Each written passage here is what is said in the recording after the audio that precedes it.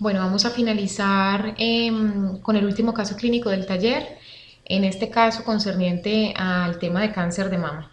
A continuación, entonces, vamos a usar la misma metodología, vamos a presentar el caso clínico.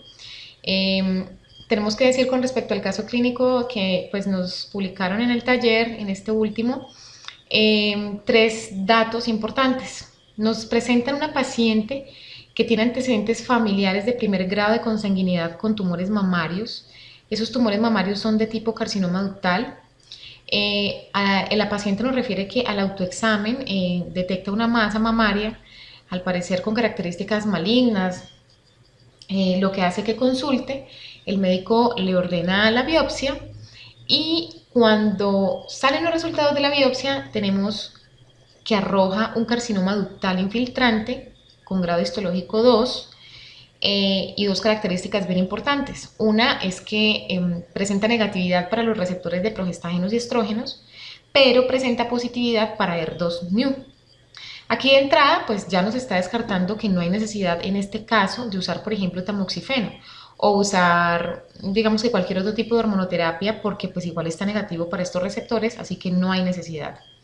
Pero en su defecto sí hay una positividad para receptores ER2/μ, lo que hace, digamos que redireccionar o enfocar el tratamiento prácticamente a este hallazgo y obviamente considerando el grado histológico que el cáncer de esta paciente ha arrojado. La pregunta que nos hacen es que la pregunta no sino es, digamos que la proposición es hacer un tratamiento o un esquema terapéutico dirigido basado en la fisiopatología de la enfermedad.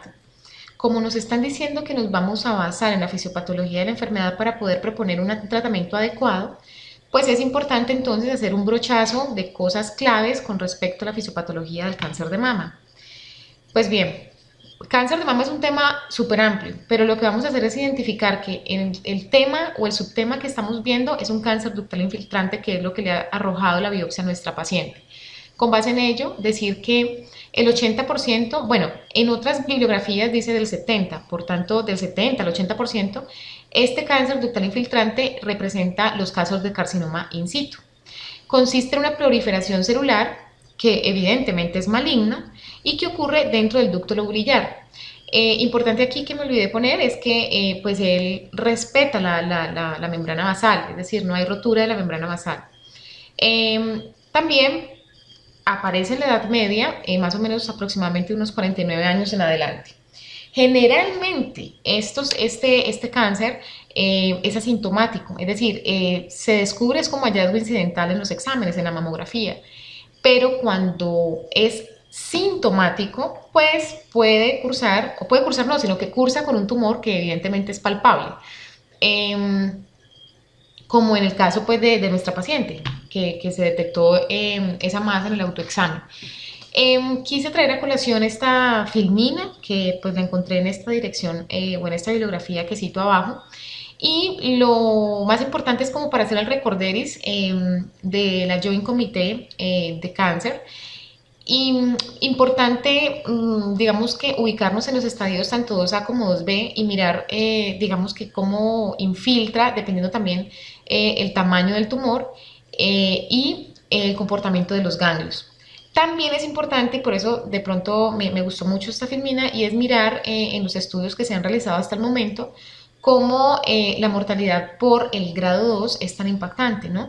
Porque de todos modos pues es importante tener en cuenta que entre más grado pues más factor de malignidad o factor pronóstico pobre.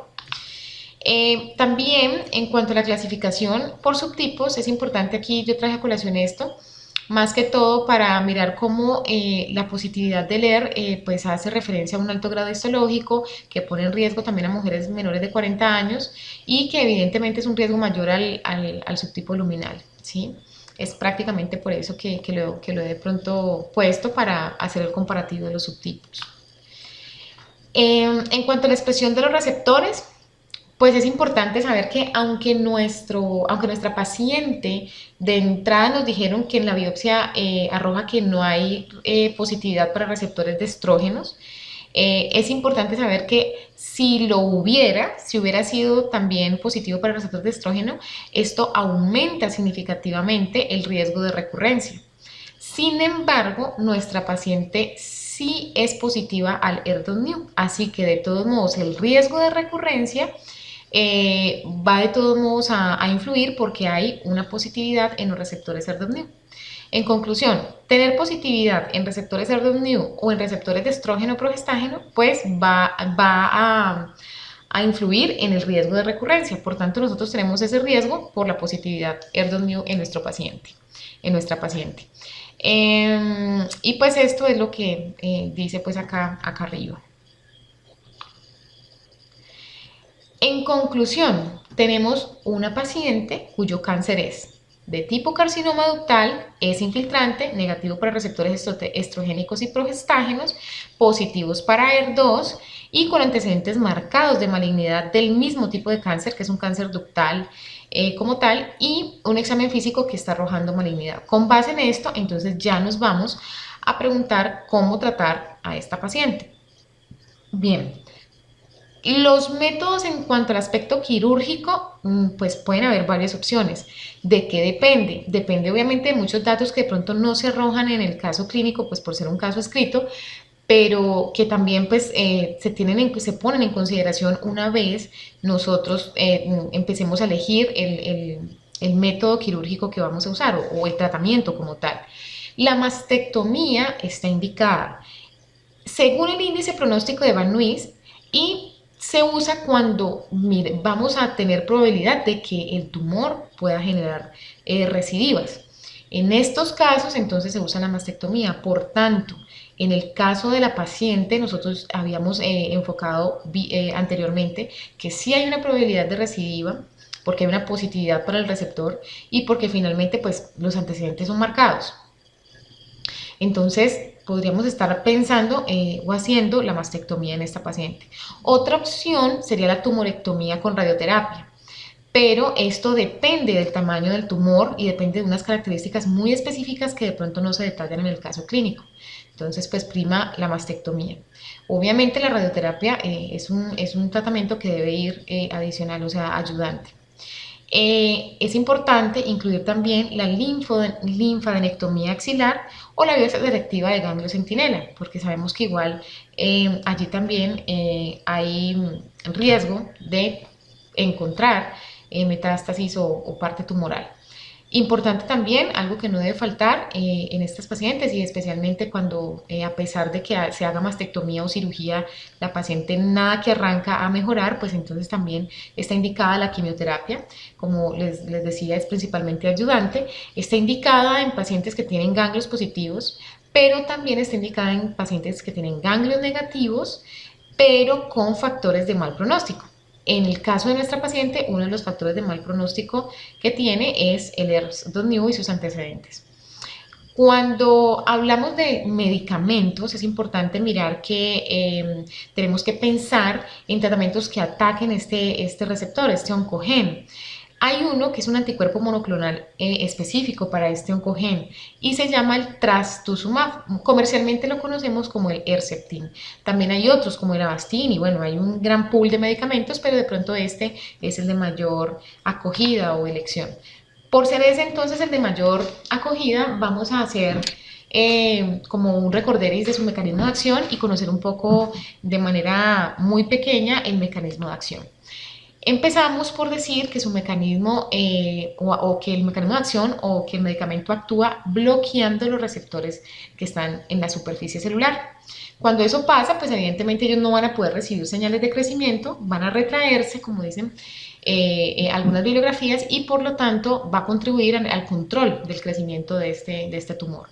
Ya pues mirando la parte de la posología o la parte pues ya más farmacológica, tenemos que decir que es administrado de forma intravenosa o endovenosa y es una vez por semana durante 52 semanas y generalmente se aplica después de la cirugía. En algunos casos de carcinoma ductal invasivo que ya esté muy avanzado, este medicamento no se usaría después, sino antes de la cirugía para ayudar a reducir el crecimiento, porque ese es su mecanismo de acción, el crecimiento tumoral. Algo importante que no se debe olvidar en esta administración de este medicamento es los problemas cardiovasculares que pueden estar relacionados. Entonces, como puede dañar El corazón no es aconsejable en personas pues, que tengan cardiopatías o problemas del corazón.